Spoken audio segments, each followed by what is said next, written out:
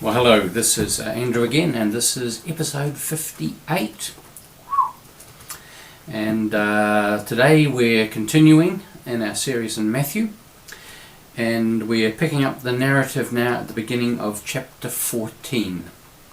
Chapter 14, verses 1 through to 12, though today we're particularly looking simply at the first two verses, but we're going to read the whole 12 for context.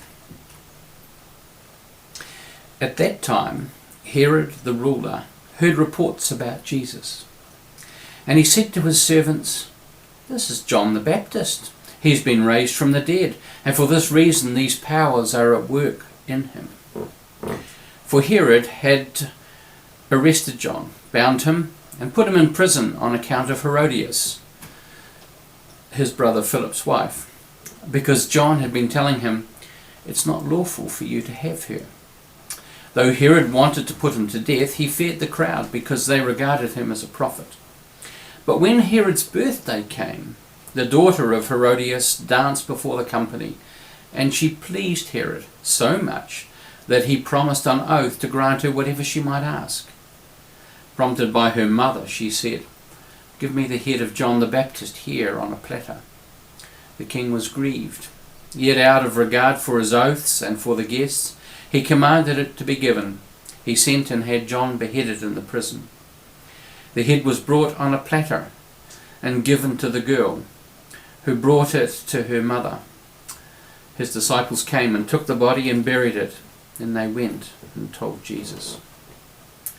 It's a real R18 scene, isn't it? Ugh, gruesome days.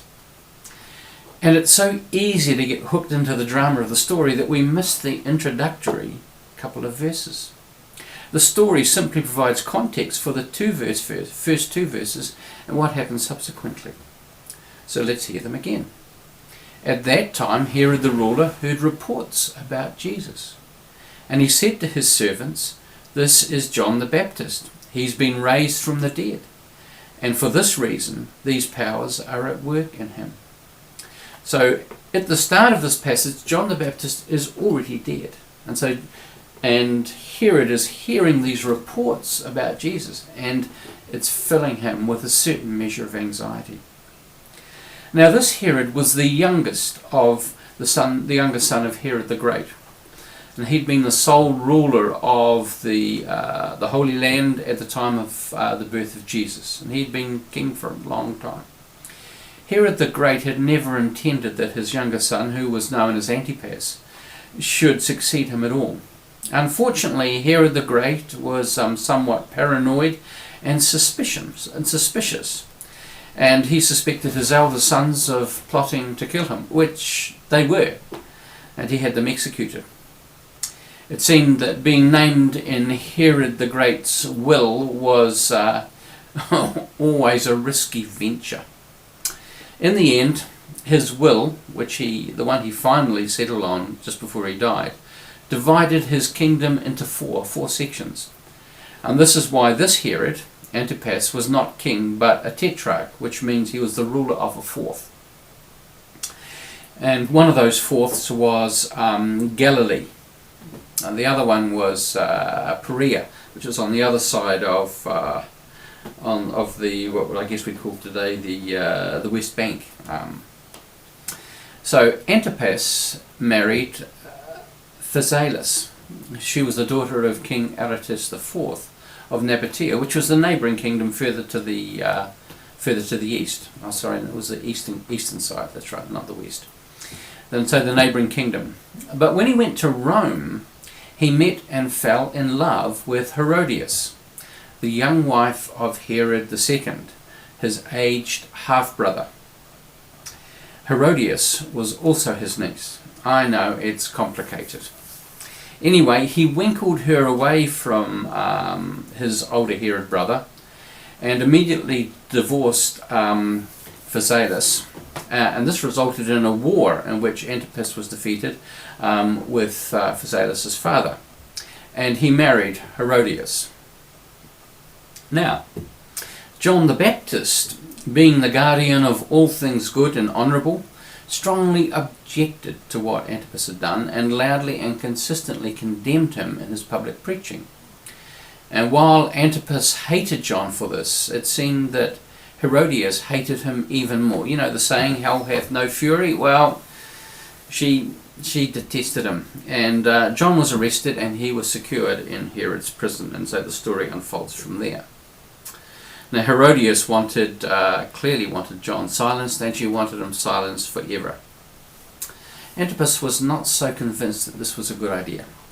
One of the rationales given for his reluctance is what we read in verse 5. He feared the people.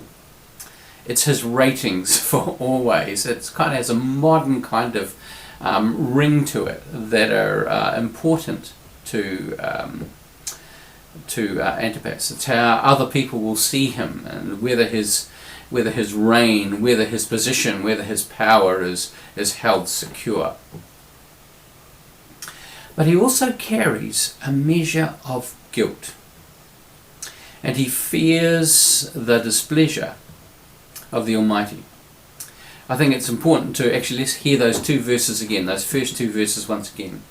At that time Herod the ruler heard reports about Jesus, and he said to his servants, "This is John the Baptist. He's been raised from the dead, and for this reason these powers are at work in him."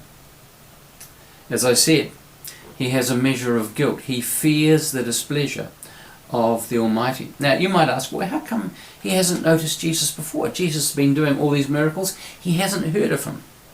The thing about Herod is that, like a lot of his kind of leaders, he's only focused on the threats and the big threats.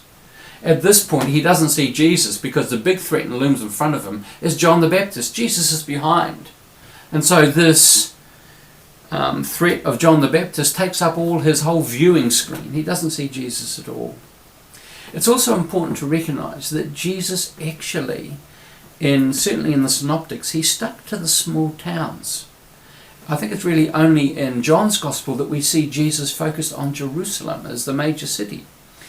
But when you read through the Gospels, the others, Matthew, Mark and Luke, it's the small towns that Jesus goes to. The towns that you don't even hear of, that don't even appear on the big scheme of things. Capernaum. Where's Capernaum? Nazareth. Where's Nazareth? Well, actually, Nazareth was near a large city, which from memory, Antipas built into a fortress city, a palace city for himself, called Sepphoris. And that was very close. It was only a couple of K away from Nazareth. But you never hear of it in the Gospels. Nazareth is the place, and it was just a hamlet compared to the very large town, I think up to 100,000 people that lived in Sepphoris. There was also his capital, which was Tiberias, which was built on the western shore of Lake Galilee. We never hear of it. We hear of the lake, the Sea of Tiberias, but the actual city itself, which he built to honour the emperor Tiberius, who was his patron, I don't think we hear about it, and we don't get records of Jesus visiting these big places. So Jesus is not on his radar at all until now. And when Jesus comes on his radar, we see that again he's a leader whose primary goal is his own self-protection. He fears judgment. He fears judgment from the Almighty. There is still that sense within him that there is a God to whom he's going to give account. And he imagines Jesus as a reincarnation of the judgmental John, the one who brings the word of the Lord. As I said, we see guilt and conviction present. One of a verse, I think, which I've used probably in one of these messages before, which really strikes me, which is key here, and it's true of many of us. It's in Proverbs 28 verse 1. It says, "A wicked person flees, though no one is pursuing." There's a corollary to that afterwards. "But the righteous are strong as a lion." But it's that first part. A wicked person flees, though no one is pursuing. Always looking over his shoulder, always expecting judgment to come upon him. And so here we have Antipas, at least inwardly, in flight or fight mode. I wonder what his sleep patterns were like. I wonder what his dreams were filled of. What he wants to do is to eliminate the threat. He knows no other way of dealing with this. He just sees now Jesus, as he saw John the Baptist, as a threat. And the only way is to, in the end, is to eliminate them. And it's tragic because he still carries that sense of guilt, that sense of being under judgment with him. It will always dog him. And the thing is that putting things right is not an option.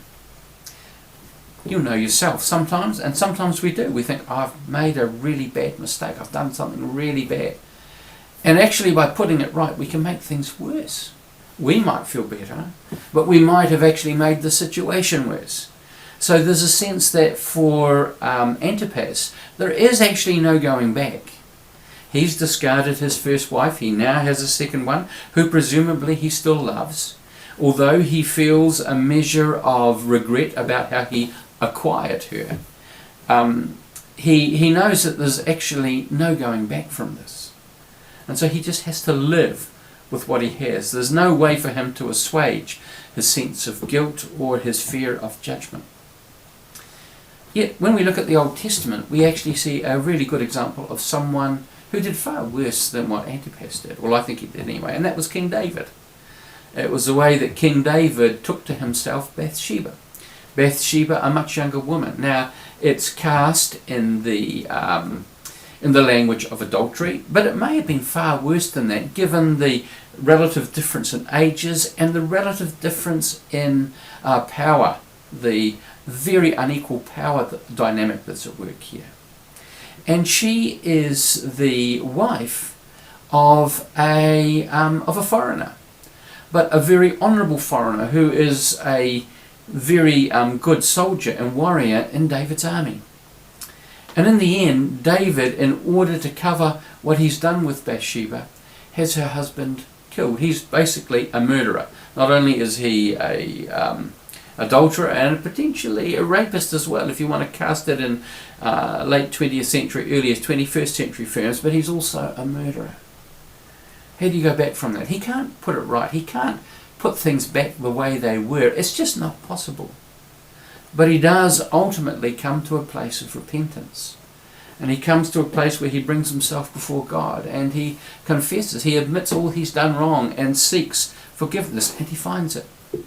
He finds it. Now, there are still ongoing consequences, because as we discover the story of David unfolds, that what happened here has weakened his moral authority. So he has trouble with his other children as the story unfolds, right to the end of his life. Because, as I say, his moral authority has been weakened. But as far as God's concerned, he's found this place of new beginnings, he's found this place of forgiveness. And one of the interesting things, I think one of the most wonderful points of grace in the story, is that he marries Bathsheba subsequently. They have another child. The first one that they had died. They have another child. And he was promised this child. Nathan the prophet was sent to him, and he said, and you will call him Jedediah, which means loved of the Lord, which I think is a wonderful picture of forgiveness. And so the fruit of this relationship is Solomon. His name is Solomon, but there's this whole sense of the promise being fulfilled. And we can see that in God's regime, well, what's done is done. Let's put it behind us. We've confessed, we're learning, we're growing. Let's move forward for what the future holds. There may still be some ripples and some consequences as a result of what's happened in the past, and it certainly is in David's case. But we can move forward, we can move forward with a sense of made wiser by what's happened, and actually be better at what we do and become a better king as a result of what's happened. This could have happened for Antipas. It didn't. I don't know that it ever would have occurred to him. It didn't. He just had to live with a sense of guilt and with a fear of judgment. He may not have felt particularly guilty, but he did fear judgment. And that may be for any one of us today, is that maybe the challenge is that we're carrying stuff from the past. And we too, like David, need to actually discover a way of bringing it before the Lord, Putting things right may not be an option. Sometimes it's because people have died. Sometimes it's because to put things right would actually do more damage than whatever it is that we've actually done. But to seek that place of forgiveness, to seek that place of restoration before God, to seek that place where our conscience can be cleansed and where we can be given a new beginning, better informed by what's happening, aware of our own weakness, aware of the grace of God, and with a wisdom to make sure that as we move forward it's with a greater measure of circumspection and wisdom and authority. So, I hope this has been helpful. God bless you today.